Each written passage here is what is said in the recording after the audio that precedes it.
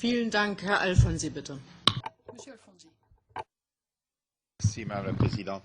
Je veux intervenir sur la coopération territoriale et notamment le traitement qui me semble extrêmement préoccupant des frontières maritimes et notamment des régions insulaires maritimes.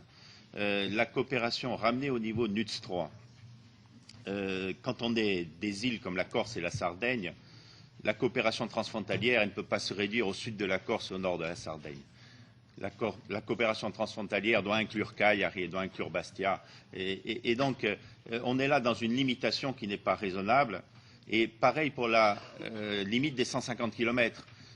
Pour faire un GECT ou une coopération avec les Baléares, par exemple, on pourrait avoir une coopération sur le développement touristique, puisque nous avons des points communs manifestes. Les Baléares sont à plus de 150 km de la Corse, donc on ne pourrait pas créer un GECT, on ne pourrait pas coopérer. Donc je crois que là, il y a vraiment une approche qui est tout à fait continentale, qui ne tient pas compte des espaces maritimes.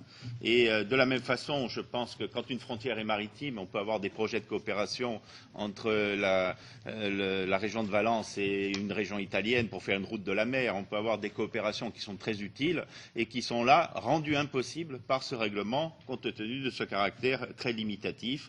NUTS 3, 150 km. Je pense qu'il faut une exception au moins pour les régions insulaires et une exception sans doute pour tout ce qui est projet allant par-dessus les frontières maritimes, car là, on rentre dans des projets qui sont d'une nature différente.